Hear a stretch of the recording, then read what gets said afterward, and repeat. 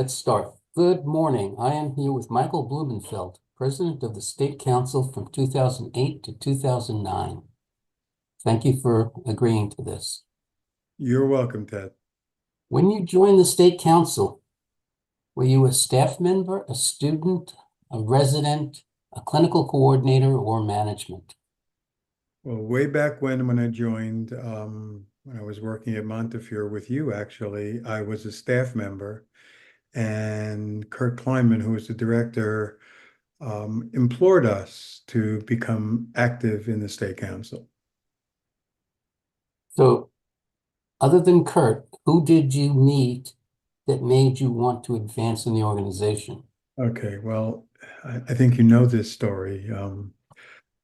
At the time, I was becoming active in both the state and the local organization, and this guy named Ted Friedman asked me to run for treasurer, telling me that don't worry, there's no chance you would win on the city level anyway.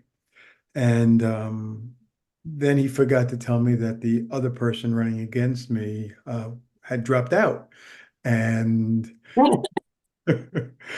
so I won an election by getting a call from Ted and knowing that I won the election without thinking that was possible. And then from there, I became interested in really looking at the state organization and becoming more active there. I think I served about 8 years as city treasurer while I was also trying to become active in the state organization. And then again, following in your footsteps and Frank Cisnowski, and those are the people that kind of got me active in the organization. Okay, you mentioned two names, myself and Frank. How many of the previous past presidents did you know and what were they like? Well, I worked for one at the time, Harvey Maldo, who eventually pushed me hard to become active. Obviously, I knew Bernie, Kurt, and some of the men that came from that generation that built um, the activity for the people in New York City to become active in the state organization. I also, had Vicky Powell at the time worked with Harvey and I, and we all together knew we this was something that we needed to do for our profession. What challenges did you see as a member, board member, and then president of the organization? I think as a member, I was just getting to learn what the organization was about and what it could accomplish. And I saw the role of the pharmacist changing, and that when I became a board member and then eventually president, I realized that there were probably three big challenges that we had. Number one was the changing climate of volunteerism.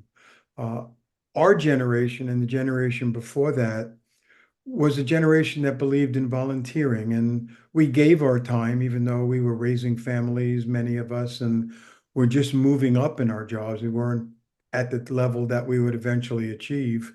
Uh, but we believed in volunteerism. The generation that came after that, it was a struggle to get them to not only join, and I use the example that my hospital gave free membership, and I still couldn't get 100% of the people to join, the pharmacists, and even the techs to join. Um, and the younger people did look at volunteerism, but it became a way of trying to now bridge the younger people with the people from our generation, and that was a challenge. The other thing that was happening at the time because of the federal government was changes in funding because industry could no longer fund organizations like ours in the manner in which we had before. And one of the things I did even before I got on the board was I was chairman of the committee that ran our annual event. And I saw the challenges in trying to find alternative funding for our event and getting companies that weren't direct drug companies and convincing people with people like your help and other people's help, the directors around the city, like Joanne Meyer and people like that, in getting alternative companies to support the endeavors that we had because it was an important partnership between industry and them and our members. And I think they did it. They were able to push it forward. We were also at the time, as I think I said a little bit before, at a time where the pharmacy itself was evolving. We were becoming more clinically involved in the patient's lives through whether it was using vaccinations or as we were pushing collaborative drug therapy management. And during my time as president, especially, we were making changes to make it more palatable so that New York State could actually join the 40 plus other states that had already taken advantage of what clinical pharmacy and pharmacy as a whole could do for the patients in New York State. And those three things were the focus of my time on the board and my time as president. Okay. Membership seems to always been an issue. Do you remember what members wanted during your presidency? Well, we were still at a time where it was an interesting piece of history, I think. We were an organization that was known to provide CE, continuing education for members. And that's what they still wanted while I was on the board. When I became president, there were alternative sources for continuing education. So we had to change our focus so that we continued to provide the essential education so we could be a source of that, because I believe that our members saw us as an education that did that. And then we had to evolve. And I think at some point while I was on the board, we changed the focus from simple education to certification programs. We, I think Liz Schlom was the education person on the board at the time, and she came to me and wanted to run some certification programs. We made sure it was financially viable. And once we realized it was, and we saw that our membership welcomed that as the next level of CE, I think that's how we were able to grow our organization from the educational piece of it. And I also think that most of the members, myself included, when I was young, saw it as a way to just be able to communicate with the other people in the profession, the leaders especially. And that's how you grow. You, in your profession, you see these people at meetings, you talk to them. All of a sudden, the job opens, and because of your name was known to them, you may get that position and be able to grow. And eventually, I moved from staff to assistant director up to director, and eventually to the chair of the Pharmacy Council, co-chair, I should say, as the Pharmacy Council in the Health and Hospitals Corporation in New York. How often did you meet with the board of directors? Was it very organized, professional, or was it more camaraderie? We met monthly, whether it was through telephone, because there was no Zoom back in that day. We spoke often through the council office, serving as a conduit to make sure that we got the right people on the line. There was a combination of attitudes of professional organization and club member. And one of the things that I was trying to focus on was, and I think that the 2 or 3 presidents or 4 presidents before me also focused on, was trying to get people to move off of that camaraderie feeling to let's focus in on the work ahead and the organization structure and make it more formal.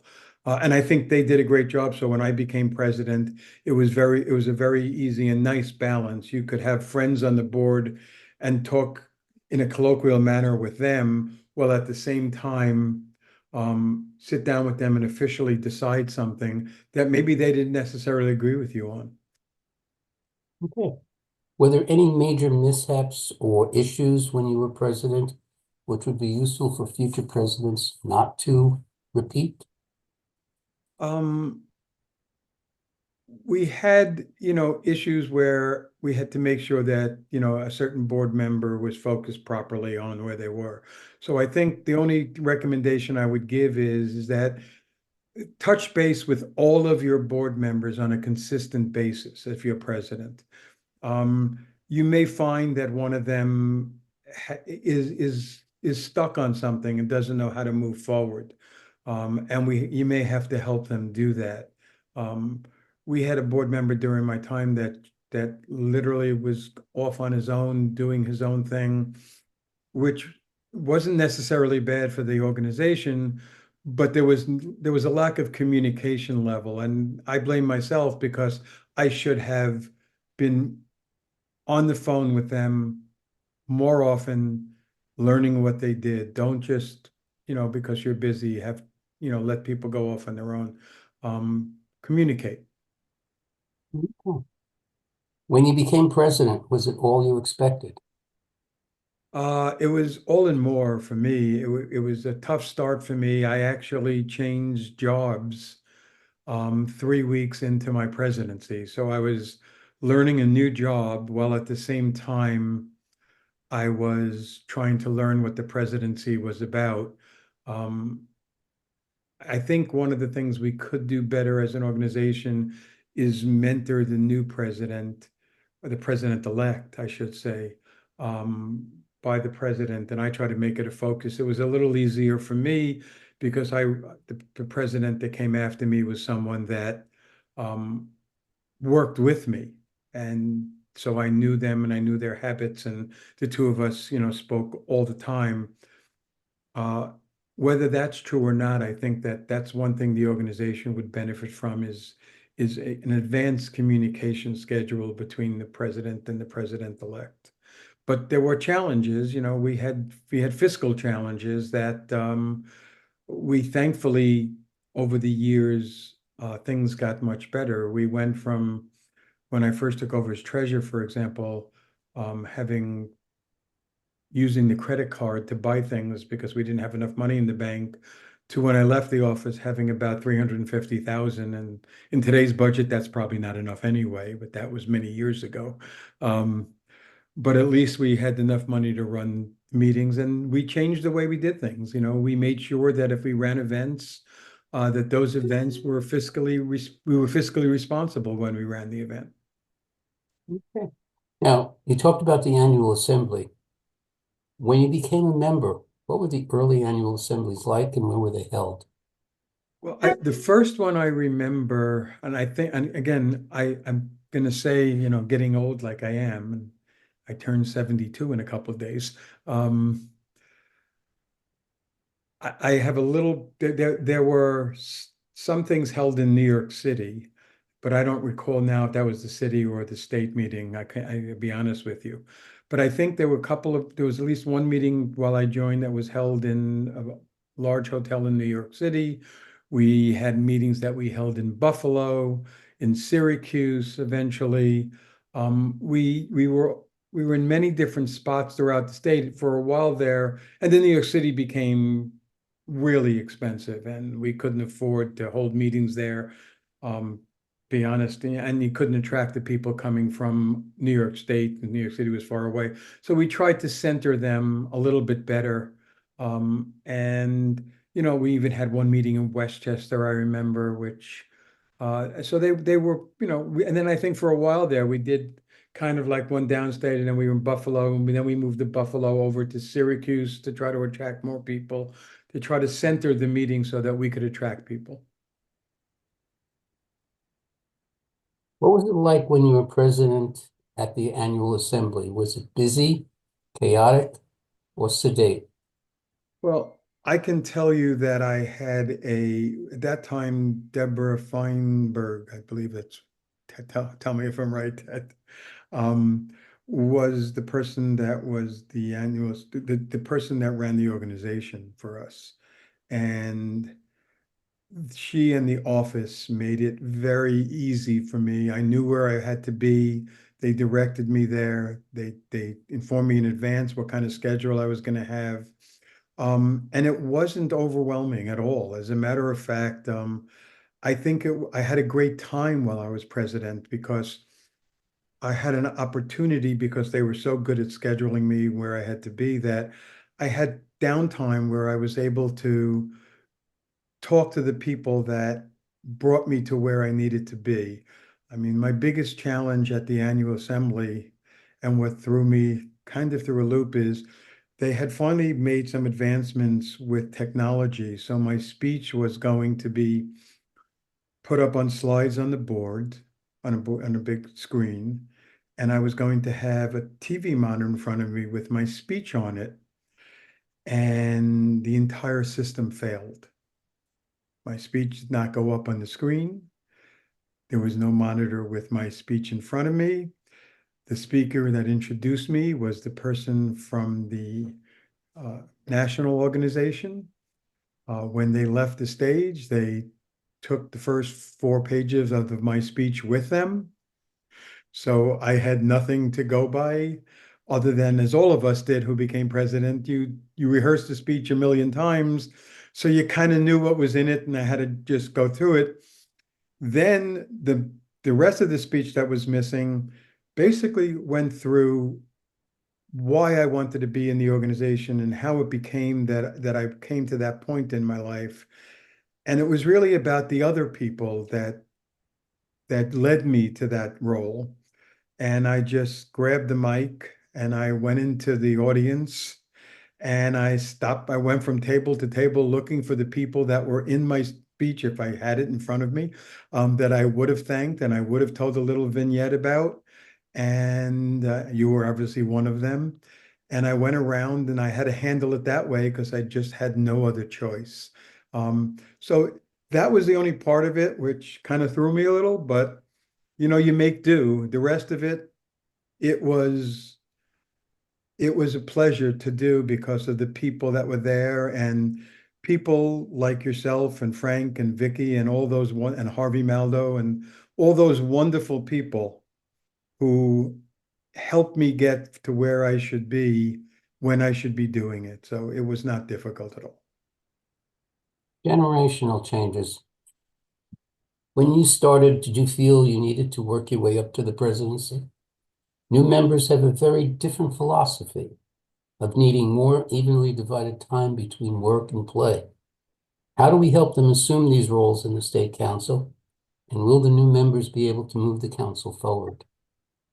Well, when I left pharmacy 5 years ago, I made a decision not to engage anymore in council business. So I'm not 100% sure where you are in what your challenges are. I will say though that in dealing in business with people, there were two things that amazed me. Number one, I would hire people in a large system like we had in HHC, and not 6 months into their hiring, they would come to me and ask me, so when am I up for promotion? And that was not something that we did in our generation. We worked hard and then we applied when an opening came up. We didn't walk into the director or the chief pharmacy officer's office and say, I've been here 6 months, when are you promoting me?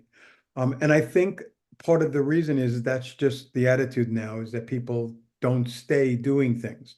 And that's why it's hard to keep them involved in an organization. But I think that there are methods that we had in keeping them working in our workplaces that would show them that hard work will work for them, and you can do that. You can create positions below board member that they will see as them getting involved. And the idea, even here in our condo that I live in Florida, I'm on the board of this condo, and we get people involved in committee work.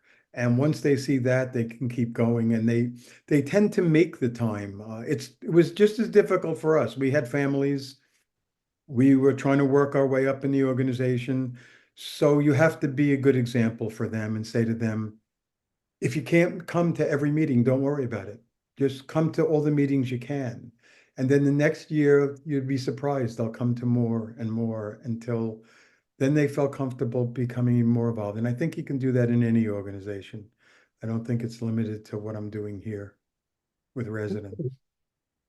Any final parting nuggets you wish to give to future members who wish to become president? The only parting message that I would give to them is make a difference. If you want to be president, have something in mind to make a difference. First of all, learn what it is the direction of the council has been before you, and then make a difference. Do something to advance those causes. And if you have something that's party to you specifically, find a way of moving that agenda forward so you can make a difference and our profession can make a difference. AI is going to change the world, and we have to find a way of making our profession work within those AI parameters so that pharmacy stays relevant for the future. And that's where I think you have to work. Okay. With that, we'll conclude the interview, and I thank you again. And